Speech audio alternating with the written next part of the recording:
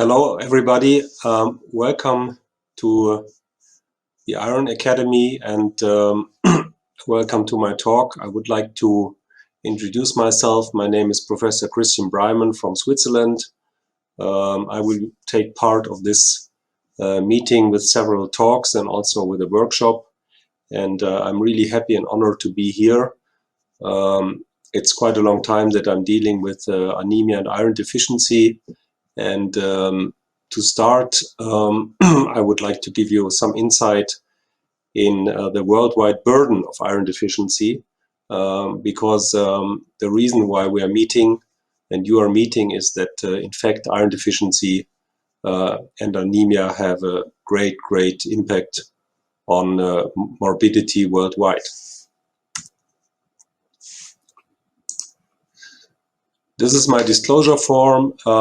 I'm participating in clinical trials such as the CHOICE study with iron isomaltoside, but I'm also lecturer and advisor for Robafarm, Swix Biopharma and Pharma, Switzerland. Now, if we look for the relationship between iron and deficiency and anemia, of course, we know that in the total population, not all anemia is due to iron deficiency. But what you see here in this slide is that up to 60% of anemia cases worldwide are due to iron deficiency. That means that the major, like 2/3 to 80% in the world of anemic population are due to iron deficiency, and this is why we put a strong impact on that deficiency that should be treated in the population to prevent morbidity.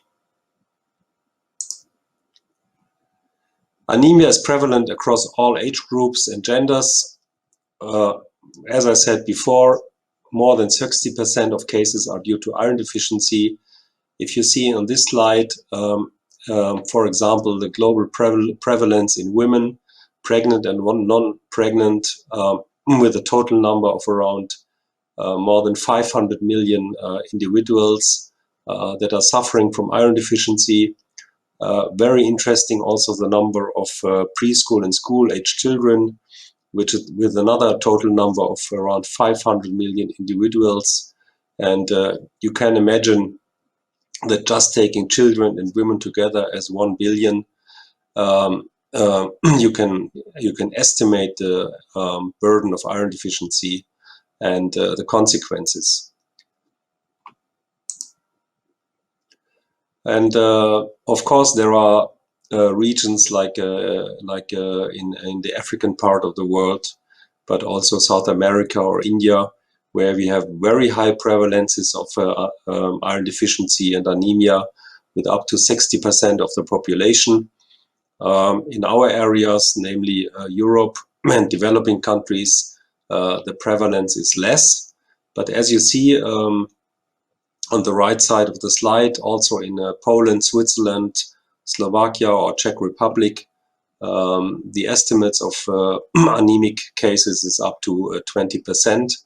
So independently where we live, we always see iron deficiency and anemia. And in our areas, it's estimated that every 5th individual is iron deficient. Now, anemia, including iron deficiency, is common in patients scheduled for surgery. This is an evaluation in a number of more than 65,000 preoperative patients. And what you see, for example, especially in the age group between 40 and 70, so this is an age group that where we see a lot of surgical patients in our clinics, gynecology, heart surgery, orthopedics, and so on. And what you see that in both men and women, there's an incidence of 10 to 15% in preoperative anemia, which can cause postoperative morbidity if not treated, and I will show you a slide later. The clinical consequences of iron deficiency and iron deficiency anemia are various. probably many of you will know that the iron deficiency can interfere with the central nervous system with various problems, the gastrointestinal system, the vascular system, the immune system, the cardiorespiratory system, and the genital tract. And in this Iron Academy, you will probably intensively be informed about all the consequences in the different systems, especially also in the workshops. Iron deficiency, just to give you an example, is a strong prognostic factor for mortality. For example, in chronic heart failure, this was a study published in around 1,500 patients with chronic heart failure. And what you see below is that patients with no anemia and iron deficiency are compared to patients with anemia and no iron deficiency, and patients with no anemia and iron deficiency.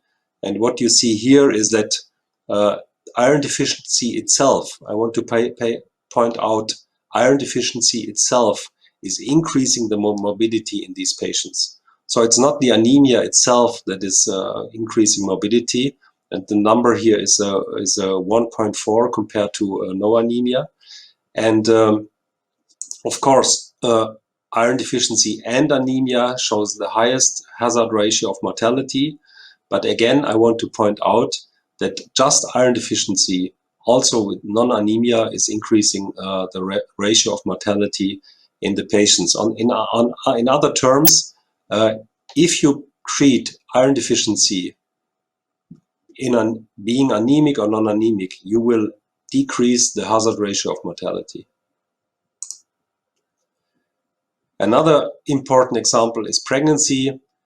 Preconception iron deficiency leads to chronic placental insufficiency, impaired physical performance, increased cardiac failure, and maternal death from heart failure, especially for hemoglobin below 7, and also poor endocrine like thyroid status and wound healing and prolonged hospitalization are linked to iron deficiency in pregnant women. We will hear more about this in my talk later on and also in the workshop. Preoperative anemia has a negative impact on surgical patient outcomes, especially preoperative anemia that is associated with iron deficiency. It causes around 22% longer hospital stay. Imagine a longer hospital stay,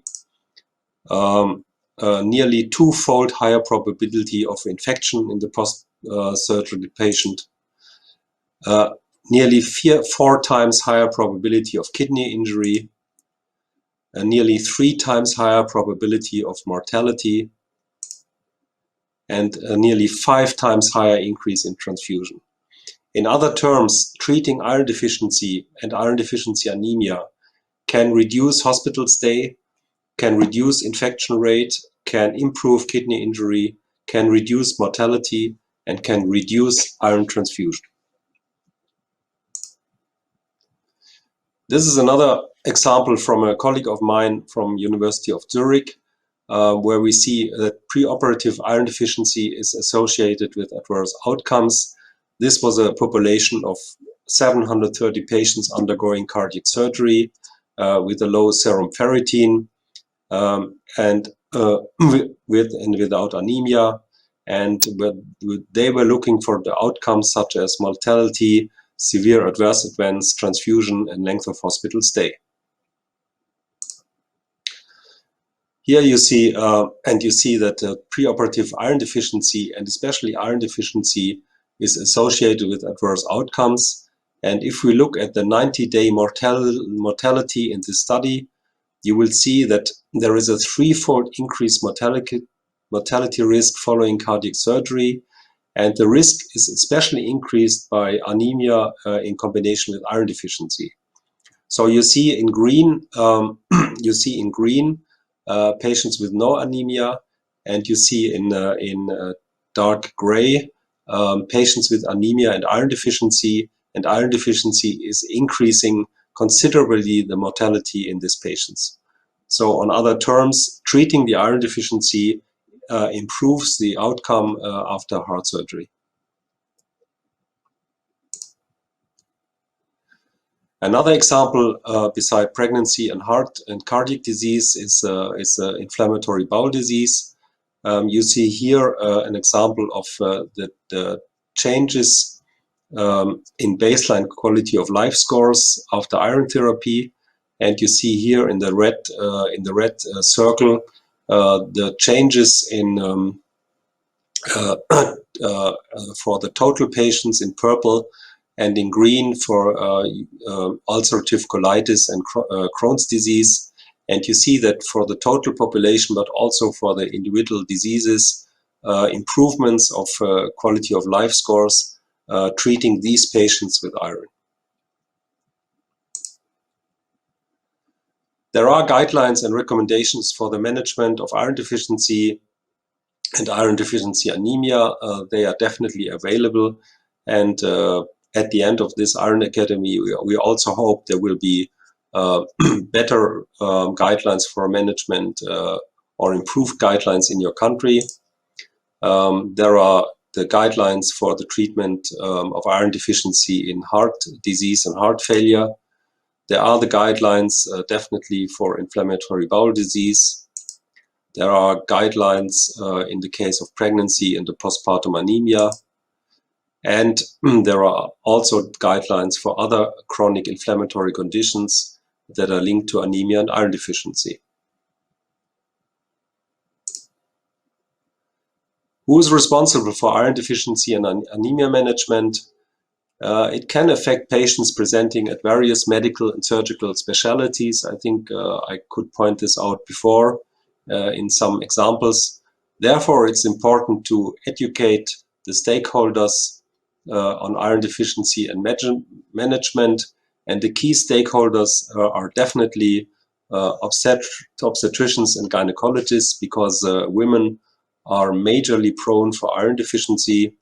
It's definitely internal medicine specialists, especially like in heart failure and chronic inflammatory diseases. It's definitely the nephrologists who see iron deficiency and anemia in their renal patients. It's the cardiologists, as I said before. They are majorly involved in treating iron deficiency in patients with heart failure. It's definitely gastroenterologists, including the inflammatory bowel diseases, to treat.